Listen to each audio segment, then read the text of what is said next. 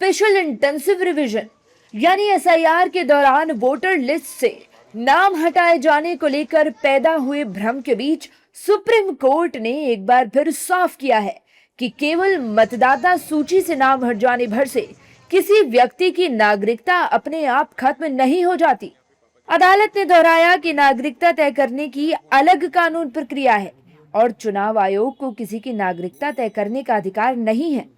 पश्चिम बंगाल में एसआईआर से जुड़ी एक याचिका पर सुनवाई के दौरान सुप्रीम कोर्ट ने अपने बिहार एसआईआर मामले के फैसले का हवाला देते हुए ये टिप्पणी की। एपेक्स कोर्ट ने कहा, बिहार एसआईआर जजमेंट में हमने साफ किया था कि जैसे ही कोई फैसला हो, चुनाव आयोग की यह जिम्मेदारी है कि नागरिकता कानून के तहत फैसला लेने के लिए उसे इसे मंत्रालय को भेजना होगा। जब तक यह तय नहीं होता, यथास्थिति बनी रहे। हमारा जजमेंट स्पष्ट है। आर्टिकल 9, 10, 11 और 12 के संबंध में चुनाव आयोग संवैधानिक अथॉरिटी नहीं है। चुनाव आयोग का नियंत्रण वोटर लिस्ट पर है। वह किसी को नहीं शामिल करने का फैसला ले सकता है, लेकिन इससे नागरिकता का दर्जा अपने आप खत्म नहीं हो सकता।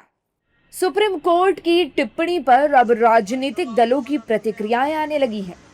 बीजेपी भी सुप्रीम कोर्ट की बात दोहरा रही है और कह रही है कि चुनाव आयोग का यह अधिकार नहीं कि वह तय करे कि कौन भारत का नागरिक होगा और कौन नहीं, लेकिन केवल भारत के नागरिकों को ही मतदान का अधिकार हो, यह सुनिश्चित करना चुनाव आयोग की जिम्मेदारी है। वहीं विपक्ष सुप्रीम कोर्ट की टिप्पणी का स्वागत करते हुए कह रहा है कि अदालत ने एसआईआर के दौरान नागरिकता को लेकर चुनाव आयोग की दलीलों को स्पष्ट रूप से खारिज कर दिया है। देखिए, ये बात ठीक है कि चुनाव आयोग का एक अधिकार नहीं है कि कौन व्यक्ति जो है भारत का नागरिक होगा। उसके लिए अलग पैरामीटर हैं, लेकिन वोट उसी व्यक्ति का बनेगा जो भारत का नागरिक हो। उनकी सुप्रीम कोर्ट की टिप्पणी मुझे नहीं पता किस औचित्य में दी गई है, लेकिन चुनाव आयोग कोई सर्टिफिकेट नहीं दे रहा। वो अपना जो उनका नियम है कि मतदाता बनने वाला भारत का नागरिक हो, 18 वर्ष की आयु का हो, दिवालिया ना हो, तो उसके अंदर लोगों ने इसको दूसरे रूप में कह दिया कि चुनाव आयोग ही भारत की नागरिकता तय करेगा। बिल्कुल सही माननीय सुप्रीम कोर्ट का जो निर्णय आया है वो स्वागत योग्य है, हम समझते हैं। और क्योंकि एसआईआर के दौरान जो दलील इलेक्शन कमीशन ने दिया था, उस दलील को एक तरह से निरस्त कर दिया है और ये बात कह दिया है कि नागरिकता तय करने का अधिकार चुनाव आयोग को नहीं है। और ये हकीकत है, ये संवैधानिक व्यवस्था इसी प्रकार की है। सारे रीजनेबल लोग वही कह रहे हैं।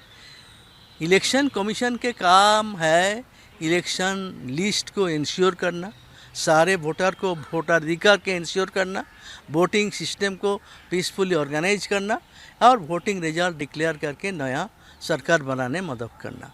इसके अलावा उसका काम नहीं है। कॉन्स्टिट्यूशन उसको काम कुछ दिया है, मगर ये लोग कॉन्स्टिट्यूशन को तोड़ मोड़ के सारे पावर अपना हाथ में लेने की कोशिश करें। ये एंटी कॉन्स्टिट्यूशनल है, एंटी डेमोक्रेटिक है। Nowhere in the world the election commission decide the citizenship. तो ये लोग इस देश के लोगों को गुमराह कर करके और अपने तरह के सिस्टम बनाना चाहते हैं। ये आज जितने डेमोक्रेटिक इंस्टीट्यूशन हैं वो सरकार की एजेंट की तरह काम कर रहा है, और तब लगता है कि क्या ये डेमोक्रेसी बचेगी या नहीं बचेगी। तो मुझे ये लगता है कि अपने हिसाब से अपने तरह का वोटर तैयार करके सत्ता में किसी तरह बने रहने की कोशिश है ये एसआईआर।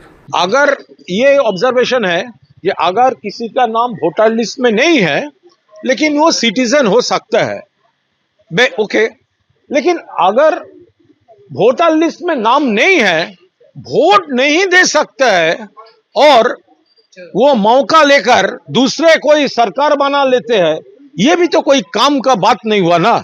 इसीलिए हमारा सीनियर जो लॉयर्स है, लीगल जो स्पेशलिस्ट है, वो सब देख रहे हैं। सर्वोच्च अदालत ने ये टिप्पणी पश्चिम बंगाल के प्रसेनजीत बोस की याचिका पर सुनवाई के दौरान की।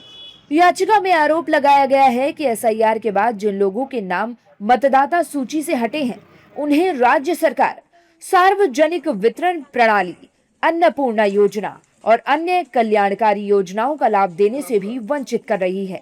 साथ ही जाति प्रमाण पत्र जैसी सुविधाएं देने से भी इनकार किए जाने का आरोप लगाया गया है। याचिकाकर्ता ने अदालत से ऐसे लोगों को राहत देने और विधानसभा क्षेत्रवार एसआईआर से जुड़ी जानकारी उपलब्ध कराने की मांग की है। सुप्रीम कोर्ट ने कहा कि उसका बिहार एसआईआर मामले का फैसला पहले से ही स्पष्ट है और नागरिकता का निर्धारण चुनाव आयोग का अधिकार क्षेत्र नहीं है। हालांकि अदालत ने उन आरोपों पर सुनवाई करने की सहमति जताई है जिनमें वोटर लिस्ट से नाम हटने के बाद सरकारी योजनाओं का लाभ रोके जाने की बात कही गई है। मामले की अगली सुनवाई अब 25 अगस्त को होगी।